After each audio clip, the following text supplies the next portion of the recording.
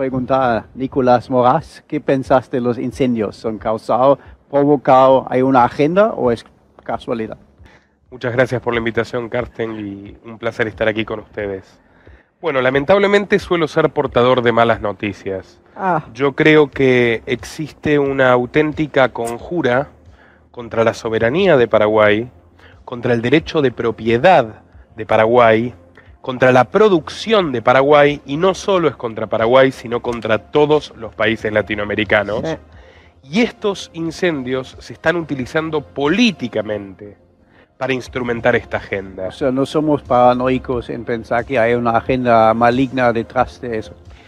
No, no son paranoicos de ninguna manera, porque ya sean incendios causados voluntariamente u ocurridos espontáneamente, estamos viendo que son causados, pero bueno, en cualquier caso, se les está dando una utilización política concreta. Y esto tiene nombre, concretamente, se llama Acuerdo de Escazú. Sí.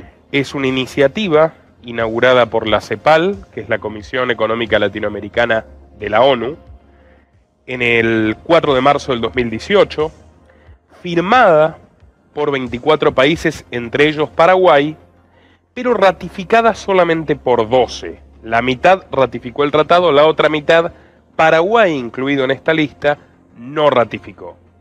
Si nos preguntamos por qué no ratificó, es muy interesante la cuestión que tenemos que empezar a debatir, y de hecho hay que destacar que el ministro de Agricultura, Santiago Bertoni, ha denunciado públicamente que Paraguay está siendo extorsionado, chantajeado, presionado para sumarse a este acuerdo, para ratificar este acuerdo y para que entre en vigor.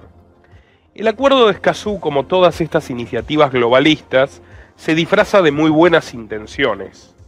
De hecho, propone que se trata de una especie de tratado para garantizar el derecho al acceso de la información ambiental, que cualquier persona, que cualquier ciudadano, que cualquier ONG pueda tomar partido, instruirse y opinar sobre proyectos económicos, empresariales, inmiscuirse en todo tipo de actividades, ¿no? Y a su vez, lo más grave de esto es que mezclan toda esta ideología ecologista, contraria al desarrollo económico, con la cuestión de los derechos humanos. La mayor parte del Acuerdo de Escazú versa sobre las organizaciones y los activistas ambientales, que los disfraza como si fueran héroes, y el punto más macabro es que en base a la defensa de estas personas, le otorga jurisdicción a los tribunales internacionales. Entonces ya de base esto es anticonstitucional, o sea, va contra el principio de prelación de las leyes. Aquí si se suscribe al Tratado de Escazú, por ejemplo, podemos decir, hay incendios, entonces hay una crisis ambiental, entonces denunciamos a los propietarios, que es la dinámica que plantea los principales perjudicados. Denunciamos a los propietarios, sí. Y ahí, con la sola denuncia, no importa si hay evidencias, no importa si los propietarios no tienen nada que ver, su propiedad pasa a estar intervenida por las burocracias internacionales. ¡Wow! Así es fuerte. Sí, sí, y se invierte la carga de la prueba. O sea, usted no tiene ninguna responsabilidad del incendio, pero la Corte Internacional de Derechos Humanos puede decir, ya no va a ser feedlot, ya no va a... Agricultura. Va a detener su proyecto forestal, o su proyecto minero, o lo que fuere. Hay gente que gana concretamente con esto. Partamos de la base, ¿cuál es la organización que ha hecho lobby más ferozmente porque se implementa el Tratado de Escazú? Porque Paraguay justamente te quise preguntar, cui bono, ¿quién gana? ¿No? O sea, ¿quién está impulsando y quién está defendiendo? ¿Se puede identificar bien? ¿No? Claro que sí. Por ejemplo, la organización llamada WWF, World Wide Fund, es el mayor fondo de conservación de la naturaleza del mundo, cuya sede paraguaya insiste explícitamente en presionar al gobierno para que suscriba al Acuerdo de Escazú. Ahora hay algo curioso. En esta organización, que es financista de Greenpeace, que habla tanto de la preocupación por los animales, yo ya lo conté aquí anteriormente en el programa del doctor Hugo Vera Ojeda, y lo puede corroborar cualquiera, ¿no? Googleándolo.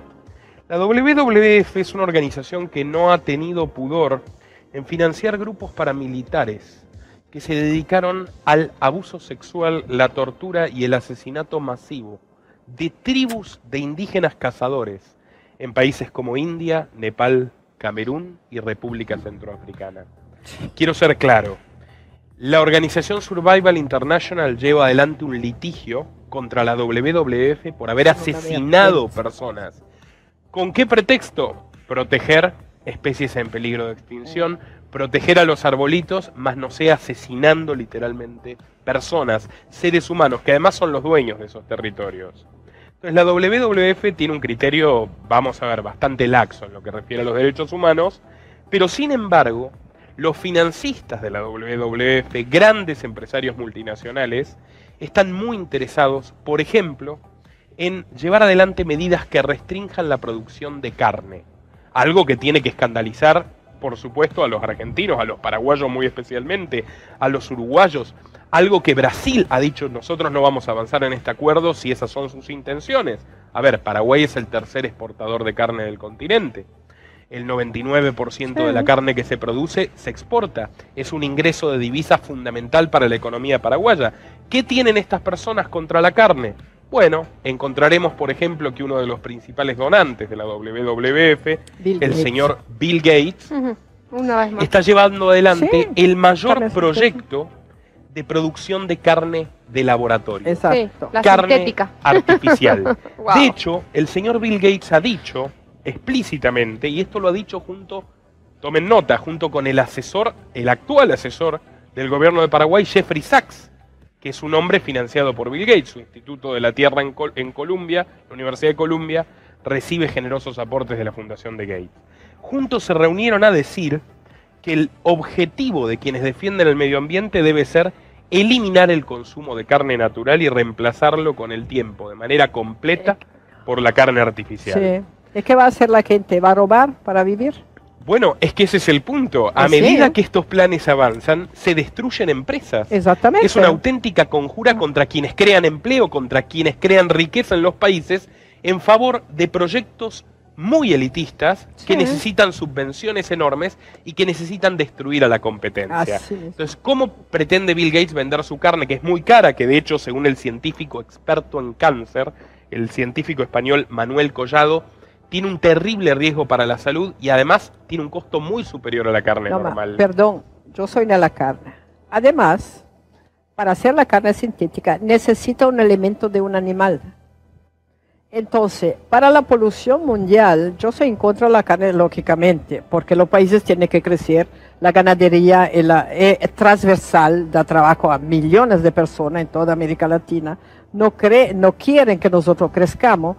Y además, para hacer esta carne sintética, la salud humana, como dice usted, ¿dónde va a terminar? ¿Qué va a comer el hombre? Quiero saber. Entonces, ¿qué intereses hay?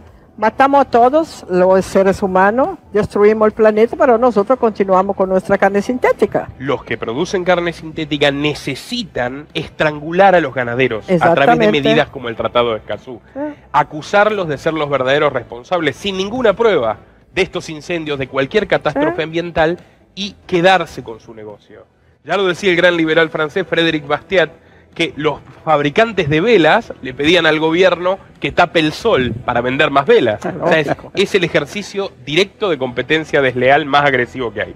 Pero a ver, comprendamos lo siguiente.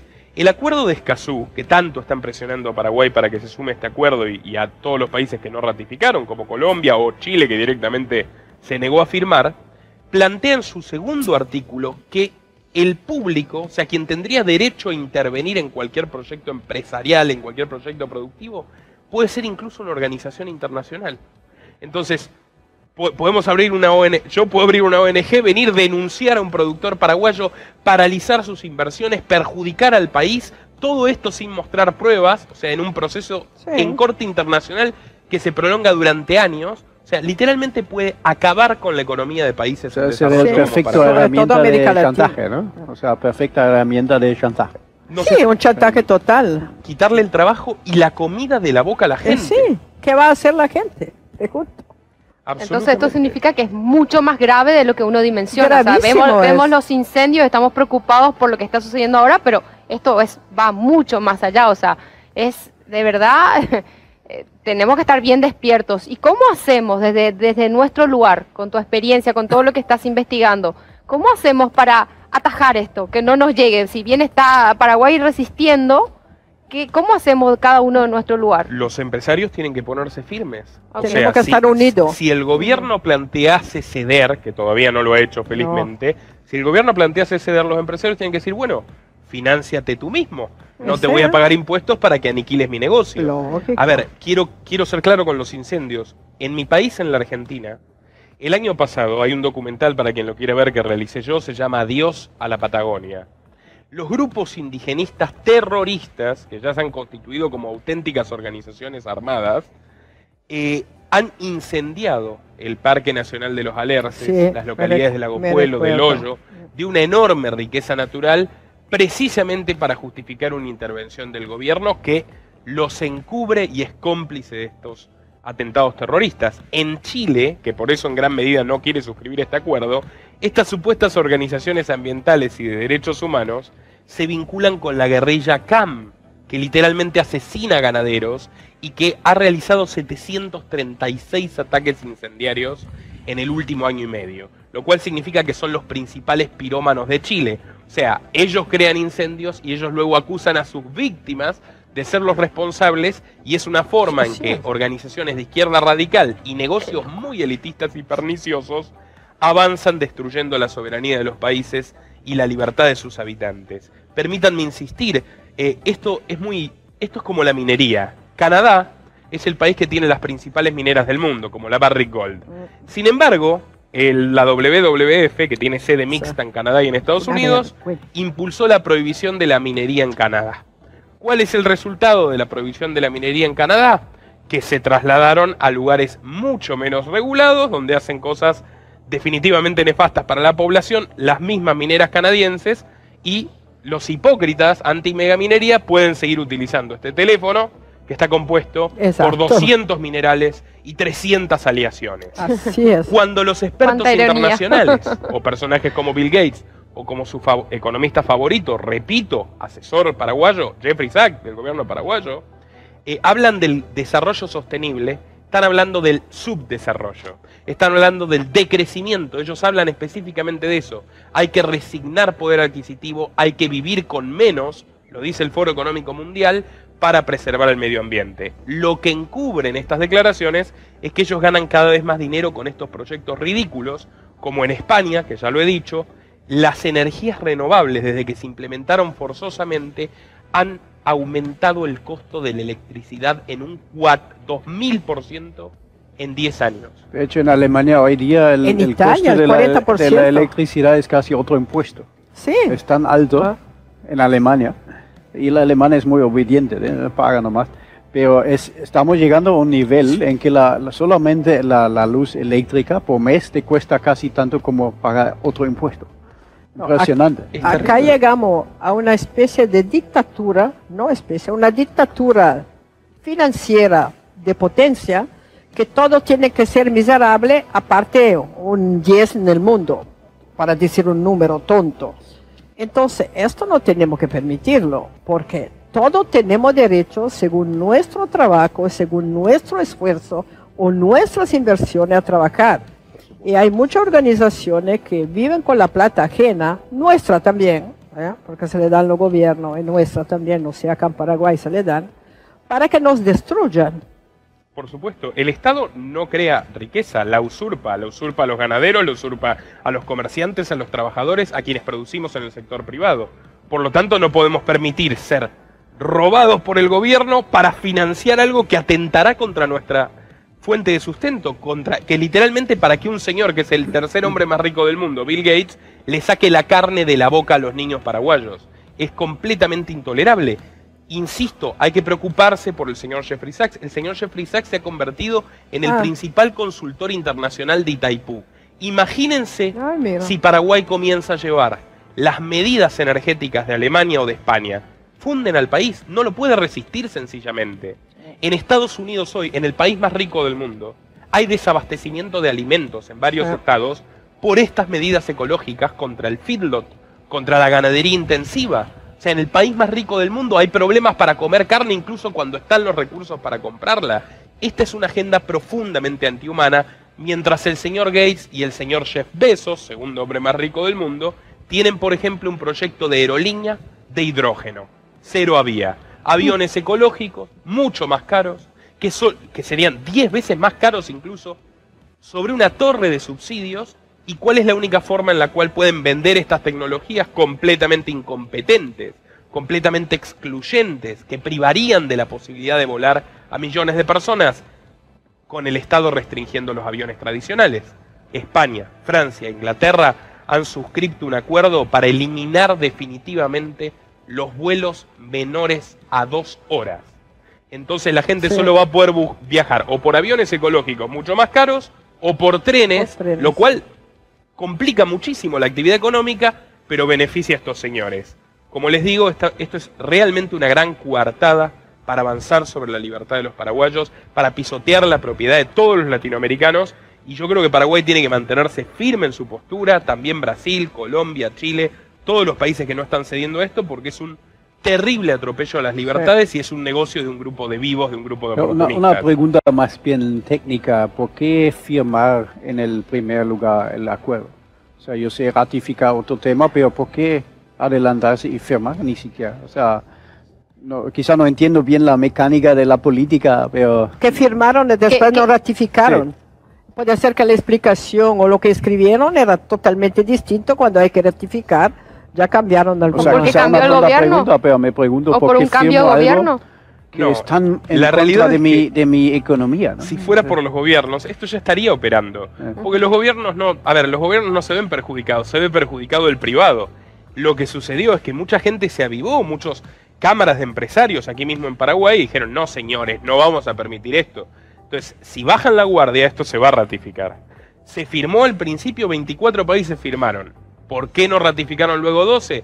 Porque hubo empresarios, porque hubo grupos de la sociedad civil que pusieron el grito en el cielo. Caso contrario, ya lo estaríamos Pero esa padeciendo. Primera vez que se firmó, mucha gente seguro ni se habrán enterado. Muchos empresarios, o sea, claro. Esto no habrá, la información, no se tenía la información. Fue manejado con una alta dosis de secretismo. Claro, o sea. Estuvieron 3 años preparando esto. Imagínate. Y recién lo hicieron público el año de la firma, que fue el 2018, en el contexto de las 73 sesiones de las Naciones Unidas. Ahora, yo quiero comentar algunas cosas. Paraguay ya está sufriendo, digamos, los perjuicios del globalismo contra la libertad económica, contra el crecimiento económico ejemplar que venía presentando en los últimos años este gran país. Por ejemplo, por presiones de la OCDE, la Organización Internacional del Comercio, también relacionada a la ONU, un organismo globalista de manual paradigmático, en Paraguay se abolió el secreto bancario. Y ahora para cada mínimo ingreso que recibimos en nuestras cuentas, hay que respaldárselo al Estado como si nosotros fuéramos delincuentes cuando quienes nos usurpan el dinero violentamente son los políticos. Luego, la cuestión de las armas. Paraguay tiene una legislación todavía bastante laxa para que la gente pueda armarse y defenderse a sí misma. Algo que tenemos que cuidar, especialmente porque es la mejor forma de proteger a nuestras familias.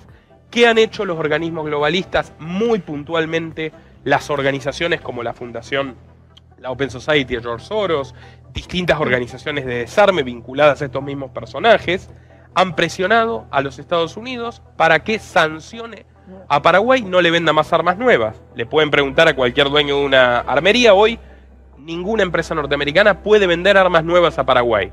Ni para que el ganadero se defienda de la guerrilla, ni para que nos defendamos de los pirómanos incendiarios, no sabía ni de los falsos indígenas. Y ese es un problema que está asfixiando a la industria y digamos, al sector económico armamentístico privado en Paraguay. O sea, los gobiernos pueden armarse, los ciudadanos no.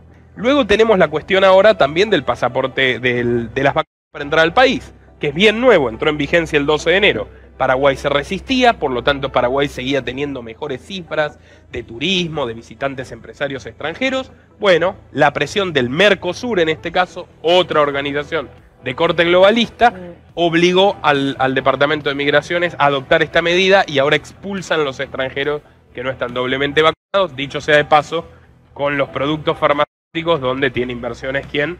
Bill Gates. Entonces podemos ver cómo se está estrangulando el interés del pueblo paraguayo, la libertad de los paraguayos y de todos los latinoamericanos en favor de unos señores muy acaudalados que son irónicamente billonarios, pero nos quieren obligar a ser solidarios por la fuerza, cediendo el pan de nuestros hijos. Lo que me doy cuenta siempre en el World Economic Forum que mencionaste, y creo que yo vi algunos vídeos tuyos muy buenos, la gente que atienden al foro van cada uno como único pasajero en su avión privado, bajan ahí con una flota enorme, con un aeropuerto enorme, y debaten varios días cómo prohibir a la gente de usar aviones. O sea, una cierta ironía, no sé si casi paradójico. Hace lo que digo, no hace lo que hago. Entonces, ¿a qué conclusión llegamos? O sea, Paraguay es tradicionalmente un país conservador. No sé si compartís esa impresión. Siempre fue mi impresión que el paraguayo del campo, el paraguayo promedio, es más bien conservador. Siempre hay excepciones, pero a grandes rasgos creo que la familia paraguaya sí tira hacia el conservadurismo, pero ¿eso va a acabar entonces? ¿O? Yo creo que es clave que la gente tome conciencia de estos temas. Es muy valioso que podamos tener esta conversación. Yo en la televisión argentina estoy completamente proscripto. Estas cosas no se permite que se difundan porque la gente toma conciencia de que hay un ataque contra la libertad, contra la propiedad. De hecho, irónicamente hay un ataque contra el medio ambiente porque están prendiendo fuego bosques que perjudican e intoxican a las personas, todos estos incendios. Y si uno cobra noción de eso, puede actuar en consecuencia. Puede hacerle sentir la presión de la sociedad a los gobernantes, que es lo que realmente es nuestra única defensa. No es poner un papel en una caja de cartón cada tantos años, sino mostrarle al gobernante, al político, que estamos dispuestos a defender con uñas y dientes nuestras libertades. Paraguay no puede resistir lo que está pasando en los países del primer mundo. En España, hace un mes, el ministro de Consumo, Alberto Garzón, comenzó abiertamente un plan para restringir el consumo de carne vacuna, directamente. Por supuesto, celebrado por los animalistas, que quieren prohibir las corridas de toros, que quieren darle derechos imaginarios al resto de los animales, etcétera. Y bueno, la industria ganadera española salió a la calle a protestar diciendo, bueno, van a exterminar nuestro negocio, no lo vamos a permitir, de ser necesario vamos a hacer una rebelión fiscal. Ahora, en España, como les digo, ya se ha aumentado drásticamente el costo de la energía, se ha destruido empleo, muchas empresas se fueron del país porque no pueden sortear este tipo de políticas ambientales antihumanas. Ahora, un país como Paraguay no puede resistirlo, no lo puede costear. Realmente sería someterse a una absoluta y humillante esclavitud, firmar el Tratado de Escazú y subordinarse a estos intereses globales que nada tienen que ver en rigor con los derechos de las personas, sino todo lo contrario. Esa es mi humilde opinión. Creo que hay que defender la libertad de Paraguay, que es el tesoro más valioso. Hay que felicitar al ministro Bertoni porque se resiste, porque él es un ingeniero, una excelente persona, un ministro honesto, transparente, y quiere el bien del Paraguay, y quiere el progreso del Paraguay con todo lo trabajo que está haciendo. Entonces, eso quiere decir que estamos en manos del ministro que siga siendo firme. O sea, no hay posibilidad de que esto se pueda hacer otra vez a escondidas nuestras, no hay forma. Sí hay. En realidad hay que estar vigilando a toda la clase política, porque, a ver, el gobierno cambia en 2023 y se puede suscribir perfectamente, quiera o no quiera, un ministro de Agricultura. Entonces la sociedad tiene que unirse, fundamentalmente los ganaderos, los empresarios forestales, los mineros que hay también, que los hay en Paraguay, los industriales, cualquier sector económico va a ser amenazado flagrantemente por estos modelos de negocios, que tienen también otras expresiones como la agenda AgTech de la OEA, que es lo mismo, patrocinada por las empresas de Bill Gates, por la fundación de Bill Gates. ¿Pero es otra agenda o es la misma? Es la misma agenda, pero por otra vía. La ONU presiona con Escazú, la OEA presiona con la agenda AgTech, en el nombre de la agricultura tecnológica, plantean incluso eliminar el trabajo rural e ir sembrando de drones y de tecnología de internet toda la producción agrícola y ganadera, lo cual, por supuesto, es en beneficio de los señores de Silicon Valley, de estos grandes magnates que, como dice usted, están inaugurando una auténtica dictadura mundial. Además, mañana vamos a comer ensalada de plástico también. ¿El plástico no daña el ambiente? Pregunto. Entonces, hay pueblos que es mi impresión, no sé cómo ustedes ven, hay pueblos más agresivos. Por ejemplo, es muy difícil en Argentina implementar cualquier cosa porque el argentino es muy, voy a la calle. No sé si vos confirmado o no. El alemán, por ejemplo, es muy obediente. Tarda mucho hasta que se revela, hasta que salga, porque traga mucho. Y no sé, el paraguayo me parece también aguanta mucho hasta que explota. O sea, su nivel es mucho. Por ejemplo, en Francia son muy rápidos de ir a la calle y exigir sus derechos.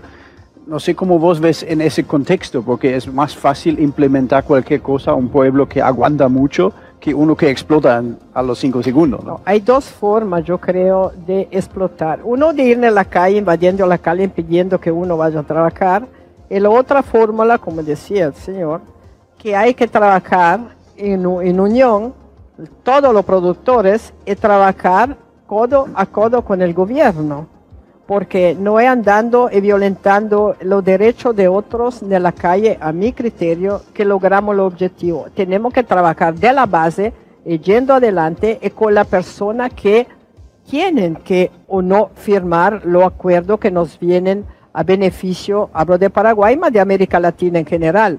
Porque finalmente todos los otros países desarrollados que hacen América Latina tenemos todo para desarrollar aún, no solamente Paraguay.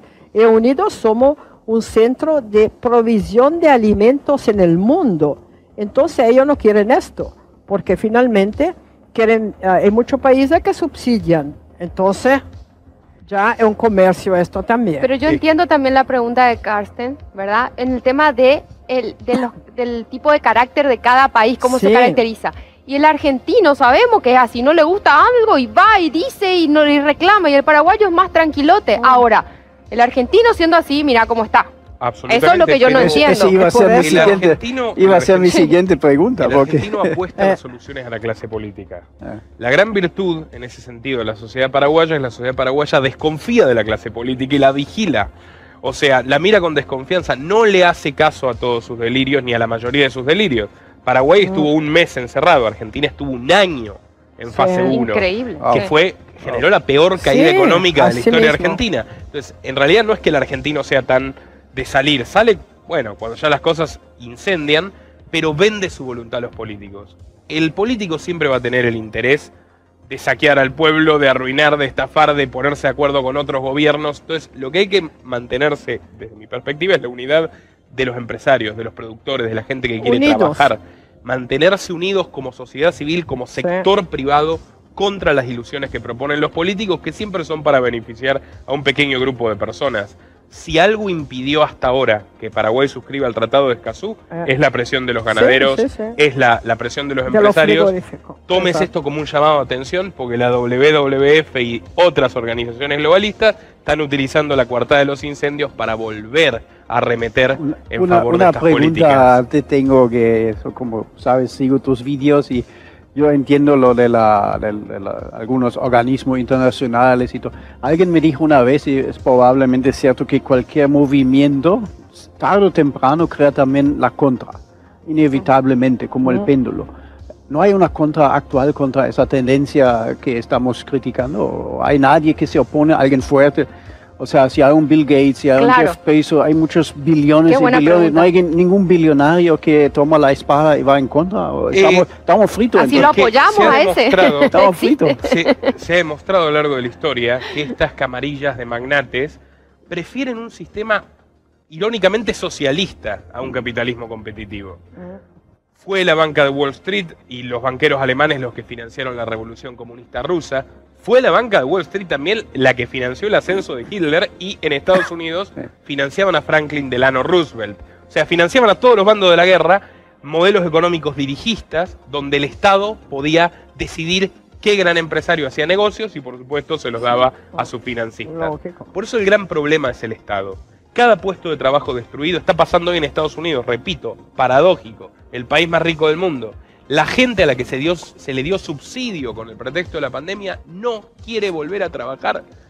¿Y entonces qué? El Estado puede decir, yo te doy tu cheque, pero vas a tener que educar a tus hijos en mis escuelas, vas a tener que ponerte lo que yo quiera en tu cuerpo, vas a tener que ser un esclavo del Estado, incluso si te digo no te reproducís más. Entonces, cobra un poder, el político con este paradigma globalista cobra un poder inmenso sobre la vida de las personas, y los grandes perjudicados son los que queremos producir, los que queremos mantener la soberanía más sagrada, que no es la nacional, sino la individual, la soberanía sobre nuestros cuerpos, sobre nuestros bienes, sobre nuestros hijos. Entonces, yo creo que la gente tiene que valerse de que somos nosotros la mayoría, las personas decentes, las personas honradas, el sector privado, los que sobre nuestras espaldas cargamos con el peso de todas estas burocracias, y rebelarnos juntos. No podemos esperar que un Mesías Salvador se apiade de nosotros cuando es mucho más fácil sentarse en una mesa y ponerse de acuerdo.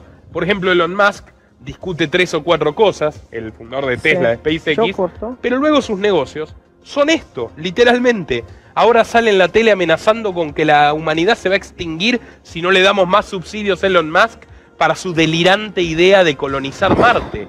Que todo eso se hace con impuestos arrancados ¿a quiénes? A los ganaderos, a todas las personas que están perjudicando estas medidas. O sea, hay que vencer Parece que estamos hablando de una película, de algo de ciencia ficción, y esto es real, gente. Esto es real. Distopia más que... Exactamente, esto ya está pasando. El Estado es la gran ficción en la que todo el mundo quiere vivir a expensas del prójimo. Pero la ironía es que terminamos todos siendo esclavos de un grupito de personas que nos gobierna y de sus compinches que ganan dinero a nuestras expensas. Por lo tanto, creo que tenemos que preservar nuestra libertad y perder el miedo, porque el miedo es lo que finalmente controla el alma de los hombres. El miedo al colapso sanitario, el miedo al colapso ecológico, el miedo a todas las cosas que nos venden la mayoría de los medios, felizmente no. Así que liberarnos del miedo e instruirnos es la mejor forma de vencer a la tiranía. Recomiendo a quien quiera seguir estos temas que siga mi canal de YouTube, Los Liberales, que ya tiene más de 400.000 suscriptores. Muchas gracias por la invitación, ha sido un placer estar con ustedes. Nuestro trabajo depende de tu apoyo. Para que siga siendo posible, realiza tu donativo desde tan solo $2 por mes a través de Patreon, en los links que están en la descripción o en el comentario destacado. Podés colaborar enviando tu pago vía Bitcoin a esta dirección. También podés hacerlo a través de la opción Unirte de YouTube, y si estás en Argentina, con el medio de tu preferencia a través de Mercado Pago.